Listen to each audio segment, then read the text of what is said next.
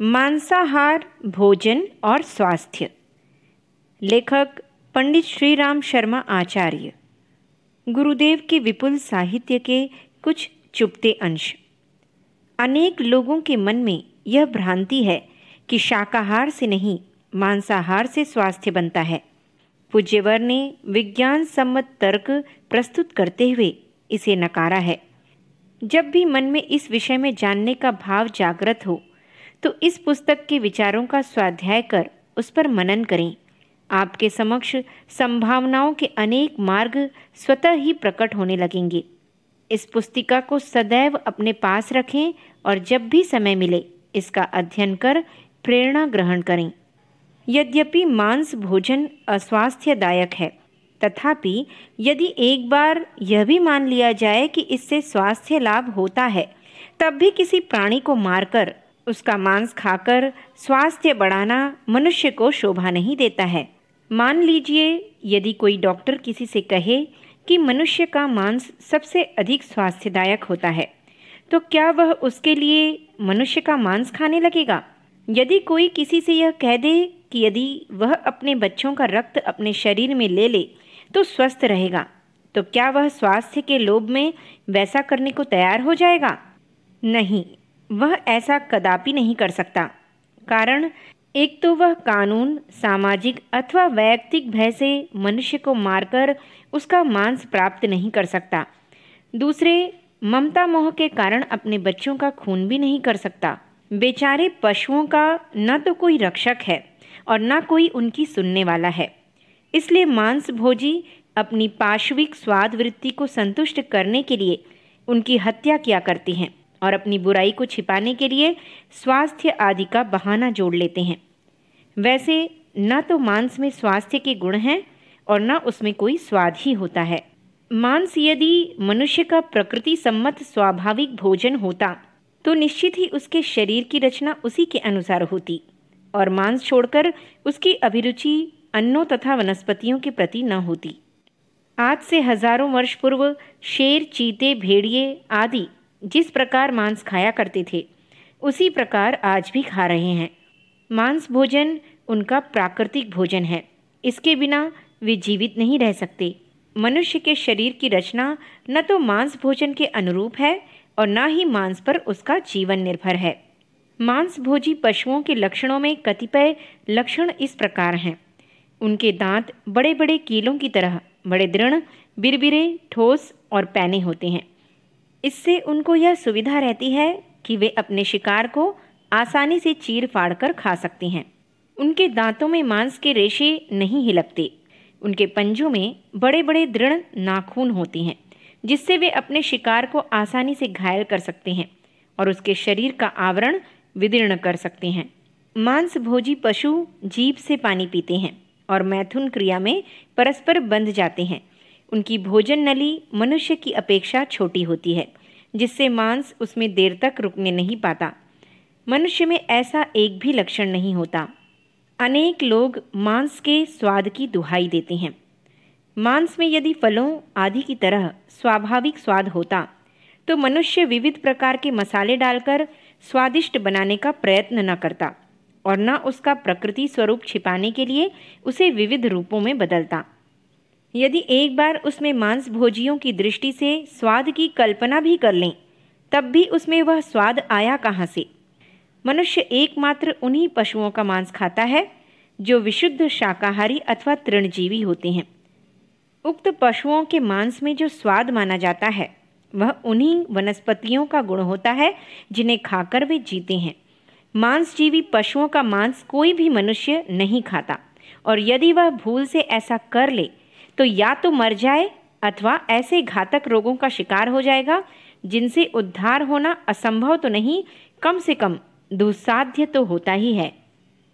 संसार में मांस प्रिय तथा उसके खाने का समर्थन करने वालों को बूचड़ खाने में ले जाकर वहां का हृदय विदारक, भयंकर एवं विभत्स दृश्य दिखाया जाए और उनसे कहा जाए कि देख लो मनुष्य, तुम्हारे मांस भोजी होने के कारण तुम्हारी नारकीय रुचि, इच्छा और क्षुधा की संतुष्टि के लिए यह क्या होता है?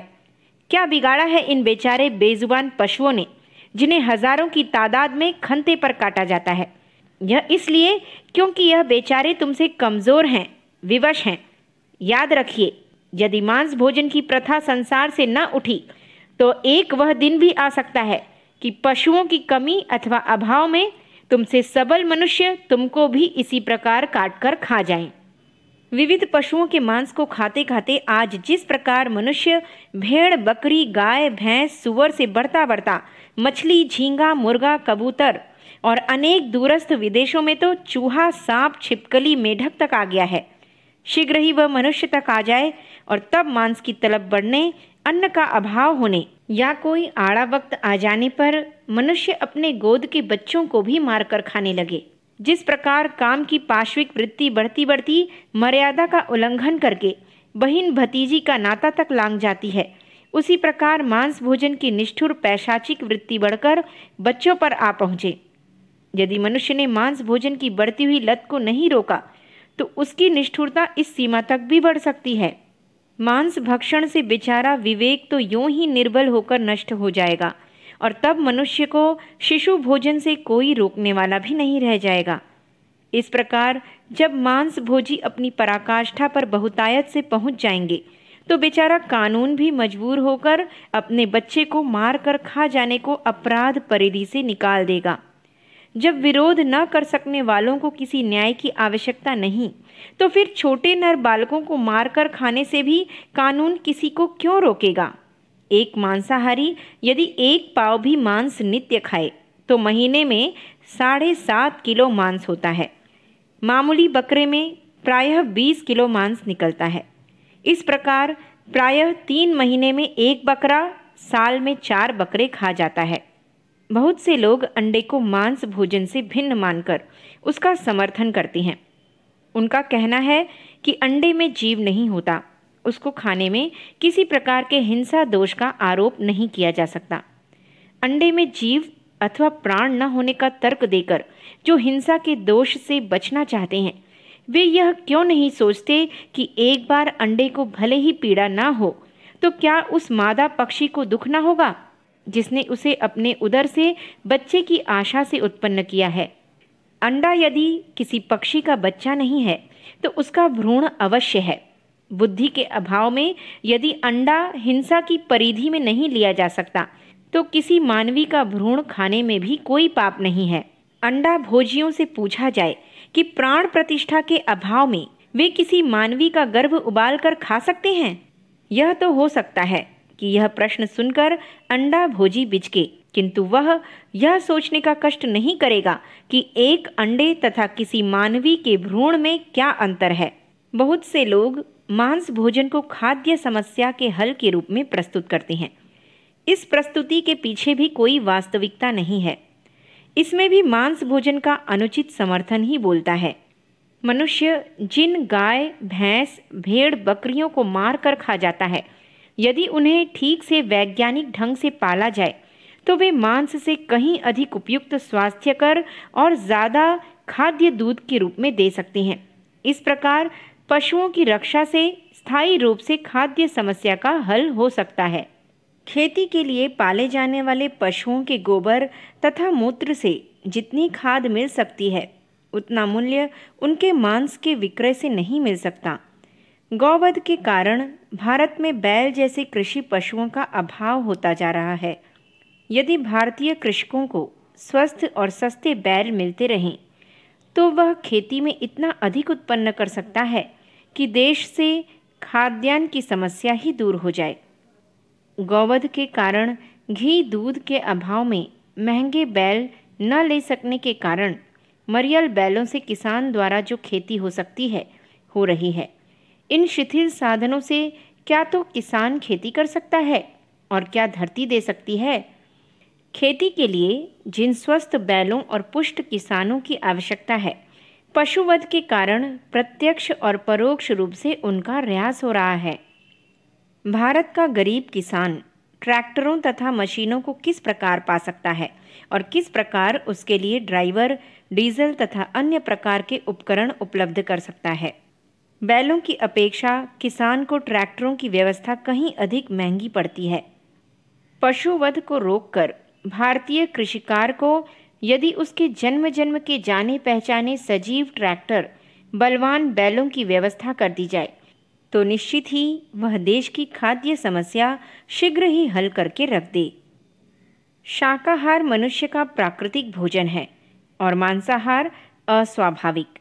जहाँ मांस भोजन से तामस, काम, क्रोध, आलस्य, प्रमाद, जड़ता आदि व्यक्ति को घेरती है, वहाँ शाकाहार से स्फूर्ति, पवित्रता, प्रसन्नता, शक्ति तथा दीर्घायुता प्राप्त होती है। मन, बुद्धि और विवेक शुद्ध होते हैं। आत्मा में सुख और शांति आती है। मांसाहार मनुष्य के लिए आवश्यक एवं उपयोगी है। इसी मान्यता के कारण मांसाहार का प्रचलन बढ़ता जा रहा है। उसके समर्थन में शरीर शास्त्री और मांसाहारी बहुत कुछ कहते सुने जाते हैं। शरीर शास्त्री मांसाहार में प्रोटीन की बहुलता और उसकी शरीर पोषण में उपयोगिता बताते रहते हैं और इसी आधार पर उसे अपनाने की वकालत करते हैं। किंतु जब उनसे यह पूछा जाता है कि मांस का प्रोटीन कितना दुष्पाच्य, कितना महंगा और पशु रोगों से प्रभावित होता है, तो उन्हें बगलें झांकनी पड़ती हैं। सच तो यह है कि मांस में प्रोटीन का जितना अनुपात होता है उससे कहीं अधिक सस्ती दालों में पाया जाता है और वे किसी रुग्ण परंपरा से प्रभावित भी नहीं होती, पचती भी जल्दी हैं। ऐसी दशा में मांस प्राप्ति के लिए नृशंस उपाय अपनाने का समर्थन क्यों किया जाए? अर्थशास्त्री इसे अन्न की कमी को पूरा करने में सहायक कहते हैं, किंतु यह भूल जाते हैं कि जितनी भूमि की हरियाली खिलाकर पशु पाला जाता है, उतनी भूमि में मांस से कई गुना और कहीं सस्ता शाकाहारी खाद्य उत्पन्न हो सकता है। पशु न मारे जाएं तो उनकी वृद्धि संसार में समाएगी कहाँ? इस प्रतिपादन की अधिक व्याख्या करने के लिए जब यह पूछा जाता है कि कुत्ते जैसे प्राणी बहुत प्रजनन करते हैं, साथ ही उनका मांस भी नहीं खाया जाता, फिर वे लाखों वर्षों में भी सारी पृथ्वी पर क्यों नहीं छा सके, तो अर्थशास्त्री मौन हो जाते हैं। प्रत्येक प्राणी की अनावश्यक संख्या का नियमन करने के लिए प्रकृति के अपने तरीके हैं। उन्हें समझने पर किसी काजी को शहर के अंदेशे दुबले होने की आवश्यकता न पड़ेगी। वास्तविकता यह है कि मांस न तो पोषक है और न बलवर्धक। इस स्तर की भ्रांत मान्यताएं ही असंख्यों को उसका समर्थक बनाए हुए हैं। सभी जानते हैं कि प्राणियों में अधिक बलिष्ठ और दीर्घजीवी शाकाहारी ही होते हैं, मांसाहारी नहीं। आरोग्य और दीर्घ जीवन का जहाँ तक प्रश्न है, वहाँ तक पशुओं से लेकर मनुष्य तक देखे गए तथ्य यही प्रमाणित करते हैं कि सुदृढ़ स्वास्थ्य के लिए शाकाहार पर निर्भर रहना ही बुद्धिमत्ता है। मांस नशे की तरह तात्कालिक उत्तेजना देने लगे तो भी उसकी तुलना में शाकाहार के दूरगामी परिणामों को ही सराहा जाएगा। उस पर निर्भर रहने वाले आरोग्य का व्यतिक्रम नहीं होने देते और सहज सरलता के सहारे लंबी अवधि तक जीवित रहने का आनंद लेते हैं। डेनिश सरकार ने डॉक्टर हिंडहेड के परामर्शानुसार भोजन संबंधी निर्णय लेकर अक्टूबर 1917 से 1918 अक्टूबर तक कठोरता से पालन कराया। पूरे देश ने शाकाहार को स्वीकार कर लिया, यद्यपि ऐसा आपत्ति कालवश ही हुआ। लोगों ने सादा एवं शाकाहार का भोजन उपलब्ध होने के विषय में भयंकर आशंकाएं व्यक्त की थीं, परंतु उस वर्ष जो आंकड़े एकत्र हुए उससे सारा विश्व आश्चर्यचकित रह गया। उस अवधि में डेनमार्क विश्व में सबसे कम मृत्यु दर वाला देश रहा। रोगियों की संख्या तो नगण्य हो गई। सार्वजनिक राष्ट्रीय स्वास्थ्य के स्तर में प्रभावी प्रगति देखी गई। एक वर्ष बाद पुनः जब वहां मांस, शराब आदि युद्धकाल के पहले की भांति प्रयोग होने लगा तो देश की मृत्यु दर पूर्व की भांति हो गई और बीमारों की संख्या में भी वृद्धि हो गई।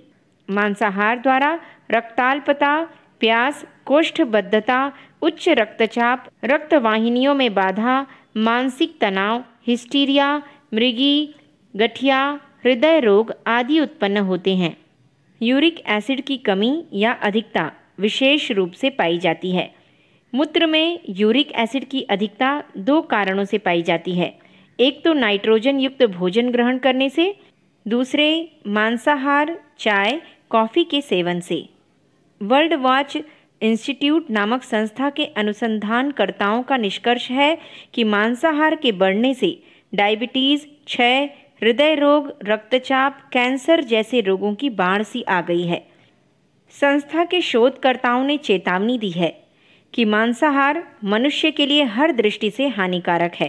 प्रकृति एवं मौसम के अनुरूप सरल सादा शाकाहारी भोजन ही मनुष्य के लिए उपयोगी एवं स्वास्थ्यवर्धक है। बम्बई के विभिन्न अस्पतालों के मधुमेह रोगियों के पर्यवेक्षण से प्राप्त आंकड़ों के अनुसार मधुमेह रोग के शिकार मांसाहारियों की संख्या शाकाहारियों की तुलना में कई गुना अधिक है। दिल्ली के मौलाना आज़ाद चिकित्सा महाविद्यालय के डॉक्टर NPS वर्मा और उनके सहयोगियों ने मधुमेह पर अनुसंधान किया। उन्होंने घोषणा की कि रेशे एवं तंतु वाले शाकाहारी भोजन में मधुमेह के नियंत्रण करने की असाधारण क्षमता है। उन्होंने मधुमेह के अनेकों रोगियों के ऊपर प्रयोग किया। मांसाहार छुड़ाकर सरल सुपाच्य शाक सब्जियों से युक्त आहार दिया। रोग उपचार में उन्हें अप्रत्याशित सफलता मिली। मांसाहारियों में सहनशीलता की कमी के कारण आत्महत्या की घटनाएं अधिक होती हैं। आहार मनुष्य की समताओं एवं विशेषताओं की ह्रास वृद्धि से संबंध रखता है। पुष्टिकारक आहार समताओं की वृद्धि करेगा और तत्वहीन आहार उनका ह्रास कर देगा। मनुष्य संसार में सबल, शक्तिवान और योग्य बनकर जीने के लिए है, न कि रोग, शोक अथवा दुख दुरितों का बंदी बनकर दुखी रहने के लिए। सुखी, शांत और संतुष्ट जीवन बिताने के लिए मनुष्य को अपने खान पान तथा आचार व्यवहार में सावधान रहना होगा। स्वाद, स्वभाव अथवा अनुकरण से प्रेरित होकर अपने खान पान को अयुक्त बना लेने का अर्थ है अपने शारीरिक, मानसिक तथा आत्मिक सुख समुन्नति में आग लगा लेना। भारत मूल रूप से निरामिष भोजी देश है। इसकी जलवायु, इसकी भौगोलिक स्थिति कुछ भी तो मांसाहार के अनुकूल नहीं है। संपूर्ण मानव जाति का कल्याण तो इसमें ही है कि संसार से मांसाहार की विकृति मिटा दी जाए। पर भारत की सभ्यता, संस्कृति, धर्म, दर्शन, शारीरिक, बौद्धिक, मानसिक, सामाजिक तथा राष्ट्रीय पुकार तो यह है कि हम सब मांसाहार के दोषों एवं हानियों को समझें और उसका त्याग कर दें, जिससे कि अर्थ से लेकर परमार्थ तक होता हुआ हमारा पतन किसी सीमा तक रुके और हम सुख समृद्धि की दिशा की ओर बढ़ सकें। बीज रूप आहार दोष के दूर हो जाने से अन्य प्रकार की विकृतियां तो आप से आप मिटने लगेंगी। मांसाहार अति अमानवीय भोजन है। मनुष्य की न तो शरीर रचना ही इसके अनुकूल है और न प्रकृति ही। इसीलिए जो मनुष्य मांस का सेवन करते हैं वे अनेक प्रकार के रोगों से जब तब घिरे रहते हैं। मनुष्य का आमाशय तथा उसकी जठराग्नि इस योग्य नहीं होती कि वह मांस को ठीक तरह से पचा सके। मनुष्य का प्राकृतिक स्वभाव भी मांस भोजन के अनुकूल नहीं होता। मांस भोजन का स्वभाव कृत्रिम है, जिसे उसने अज्ञान एवं अभ्यासवश विकसित कर लिया है। इसकी परीक्षा के लिए यदि किसी अबोध बालक को, जिसे कि मांस भोजी न बनाया गया हो, जबरदस्ती मांस खिलाया जाए, तब वह तत्काल ही मुंह बिगाड़कर उसे उगल देगा और रोने लगेगा। उसकी प्राकृतिक वृत्तियां तत्काल मुख में आए मांस खंड को अस्वीकृत कर देगी। किसी सहज मांसाहारी जीव का बच्चा जन्म से ही मांस भोजन में रुचि लेने लगता है। उसे मांस के अतिरिक्त अन्य किसी प्रकार का भोजन स्वीकार नहीं होगा। भोजन की ग्राह्यता, अग्राह्यता किसी के स्वाभाविक भोजन की सरल पहचान है। संसार में करोड़ों ऐसे स्त्री पुरुष मौजूद हैं जो किसी रूप में भी मांसाहारी नहीं हैं। तृणजीवी प्राणी सदा सर्वदा वनस्पति ही खाते हैं। उसके अभाव में वे प्राण तक दे देते हैं, किंतु मांस भोजन की प्रवृत्ति उनमें नहीं होती, इसलिए कि वनस्पति उनका स्वाभाविक भोजन होता है। इसके विपरीत स्वाभाविक मांस भोजी जीव उसके अभाव में तन त्याग सकते हैं, किंतु वनस्पति खाने की ओर उन्मुख नहीं होंगे, क्योंकि मांस ही उनका प्राकृतिक भोजन होता है। प्रवृत्ति, प्रकृति, शरीर अथवा समाज किसी भी दृष्टि से क्यों न देख लिया जाए, मांस मनुष्य के लिए अस्वाभाविक भोजन है। यह उसका आरोपित स्वभाव है। जिसके कारण वह अपनी अनेक हानियां कर रहा है। इस आरोप का परिमार्जन कर देना ही मनुष्य जैसे बुद्धि प्रधान प्राणी के लिए अपेक्षित एवं योग्य है। किसी का यह विश्वास विवेक सम्मत नहीं है कि मांस भोजन से स्वास्थ्य में वृद्धि होती है। आज केवल कहने मानने मात्र से ही किसी बात पर विश्वास नहीं किया जा सकता है। वैज्ञानिक आधार पर शरीर एवं चिकित्सा शास्त्र बड़ी सीमा तक विकसित हो चुका है। अनेक प्रयोग एवं अन्वेषणों के आधार पर सिद्ध हो चुका है कि मांस भोजन मानव स्वास्थ्य के लिए बहुत हानिकारक है और बुद्धिमान लोग इस वैज्ञानिक सत्य को समझकर मांस भोजन का त्याग करते जा रहे हैं। सदा से मांस भोजी देशों अमेरिका, इंग्लैंड आदि में मांस भोजन के विरुद्ध आवाज उठने लगी है और लोग शुद्ध शाकाहारी संगठन एवं समितियां बनाकर मांसाहार की हानियों से बचने लगे हैं। अनेक प्रयोगों, अनुसंधानों तथा अनुभवों के आधार पर शरीर विज्ञान के विशेषज्ञ इस नतीजे पर पहुंचे हैं कि मांस शाकाहार की अपेक्षा कम पौष्टिक है। वह मनुष्य के लिए अनावश्यक ही नहीं, हानिकारक भी है। इसके खाने से शरीर आलसी, दांत कमजोर और आमाशय की क्षमता नष्ट हो जाती है। रक्त विकार, कैंसर, गठिया और उन्माद जैसे रोगों की वृद्धि में मांस भोजन एक बहुत बड़ा कारण है। मांसाहारी लोग अपने इस अमानवीय भोजन को अधिकतर शराब आदि हानिकारक द्रव्यों के बल पर खाने और पचाने की कोशिश करते हैं, जिससे उनका स्वास्थ्य 2 गुने वेग से नष्ट होता रहता है। इंग्लैंड में शराब और मांस का प्रचार बहुत अधिक है, इसीलिए शाकाहारी देशों की अपेक्षा वहां आत्महत्याओं की घटनाएं अधिक होती हैं। पुष्टि और अधिक प्रोटीन के भ्रम में प्रायः लोग अंडा, मांस, मछली खाते हैं, जबकि तथ्य यह है कि मांसाहार में शाकाहार की तुलना में पौष्टिकता बहुत कम होती है। पशुओं के जिन अंगों का मांस खाद्य रूप में प्रयुक्त होता है, उनमें वैज्ञानिकों के अनुसार यूरिक एसिड की मात्रा अधिक होती है। इसके जमा होते रहने से गठिया, मूत्र रोग, रक्त विकार जैसी घातक बीमारियां शरीर को जकड़ लेती हैं। अपनी जटिल संरचना के कारण मांस अच्छी तरह पचता भी नहीं, अतः पाचन संस्थान का गड़बड़ा जाना स्वाभाविक ही है। शाकाहारी इन व्यथाओं से बहुत कम ग्रसित पाए जाते हैं। मानवीय काय संरचना एवं उसकी क्रिया प्रणाली वनस्पतियों के पूर्णतया अनुकूल है। अगर ऐसा ना होता तो बीमारी की अवस्था में मनुष्य को शाक और फलों पर क्यों रखा जाता। मांसाहार से पौष्टिकता का जो भ्रम फैला हुआ है, वह निरर्थक प्रोपेगेंडा मात्र है।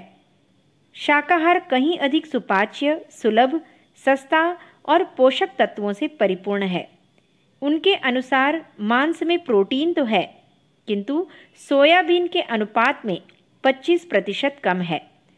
कैल्शियम और लोहे की मात्रा और भी न्यूनतम है, क्योंकि कैल्शियम हड्डियों में रहता है, जो मांस के साथ प्रयुक्त नहीं की जाती। इसी प्रकार लोहांश रक्त के साथ बह जाता है। दालों में, मूंगफली और मेथी में प्रोटीन की मात्रा मांस से अधिक रहती है। फिर यह दलील थोथी लगती है कि मांस सबसे अधिक पौष्टिक है। दालों में प्रोटीन का अनुपात 22 से 24% और कार्बोहाइड्रेट 56 से 60% तक रहता है, जबकि मांस में प्रोटीन 13 से 18% और कार्बोहाइड्रेट की मात्रा नगण्य रहती है। प्रोटीन शरीर का मुख्य हिस्सा है। मांसपेशियों के ठोस भाग का 5वां हिस्सा इसी से भरा हुआ है। इसी कारण शरीर विज्ञानियों ने इसे बॉडी बिल्डिंग मटेरियल कहा है। मस्तिष्क से लेकर गुर्दे, हृदय आदि तक सभी महत्वपूर्ण अंग अवयव इसी से भरे पड़े हैं। इसका संतुलन ठीक रहने पर ही शरीर सही और समर्थ बनता है और कमी पड़ने पर शरीर की बाढ़ रुक जाती है, काया सूखने लगती है और रोगों से लड़ने की ताकत नहीं रह जाती। अधिक मेहनत नहीं हो पाती, जल्दी ही बुढ़ापा आकर मरने का संदेश सुनाने लगता है। हमारी कोशिकाओं का क्षरण लगातार होता रहता है। उनकी नई बढ़ोतरी के लिए प्रोटीन की मात्रा हमारे भोजन में बनी रहे, यह जरूरी है। मांसाहार का समर्थन करने वाला, मांस भक्षण की अनुमति देने वाला, मांस खरीदने या बेचने वाला पकाने वाला और खाने वाला, ये सब हत्यारे हैं, समान रूप से हिंसा के दोषी हैं। नैतिकता, धार्मिकता, मनुष्यता एवं आध्यात्मिकता, सभी दृष्टियों में मांसाहार का निषेध किया गया है। इसका मुख्य कारण यही है कि मनुष्य जीवन का लक्ष्य आध्यात्मिक प्रगति करना ही है। मांसाहार उस प्रगति में हर प्रकार से बाधक होता है। मांसाहार से सबसे बड़ी आध्यात्मिक हानि यह है कि इससे मनुष्य में निर्दयता तथा स्वार्थपरता का भाव बढ़ता है। वह आत्मा की उपेक्षा करके शरीर को ही सब कुछ समझने लगता है, जिसके फलस्वरूप उसमें दैवी भावों के स्थान पर पाशविक भावों एवं संस्कारों की अभिवृद्धि होती है। जीवित पशु के तंतु अत्यंत कोमल होते हैं, किंतु इसके मरते ही कड़े हो जाते हैं।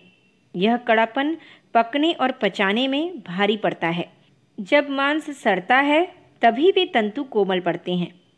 इसलिए ताज़े मांस को कुछ समय हवा में लटका कर रखा जाता है ताकि वह सड़ने लगे और मुलायम हो जाए।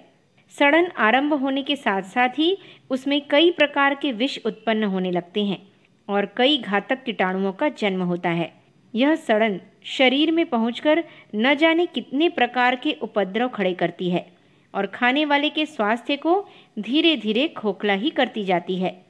मांस भोजन रक्तचाप और गुर्दे की बीमारियां उत्पन्न करता है। इसका रोगग्रस्तों पर और भी अधिक बुरा प्रभाव पड़ता है। मांस से स्वास्थ्य में सुधार की मान्यता के बावजूद मांसाहारियों की हड्डियां कमज़ोर क्यों होती हैं?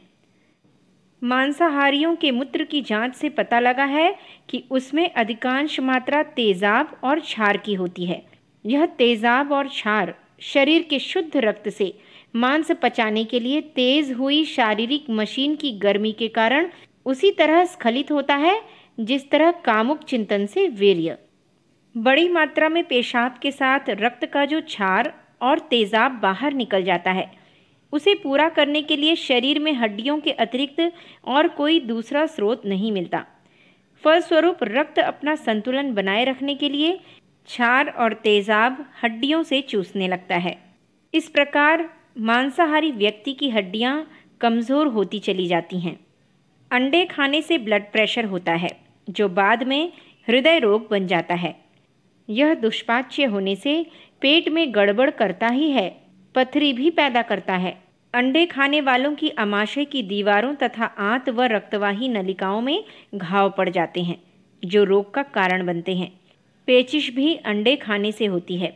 कोलेस्ट्रॉल का अति सघन अनुपात पाया जाता है। यह विष बनकर रक्तवाही नलिकाओं को घायल करता है, जिन पर गंदगी जमती तथा मार्ग सकरा हो जाता है। इनमें लचक का अभाव हो जाता है।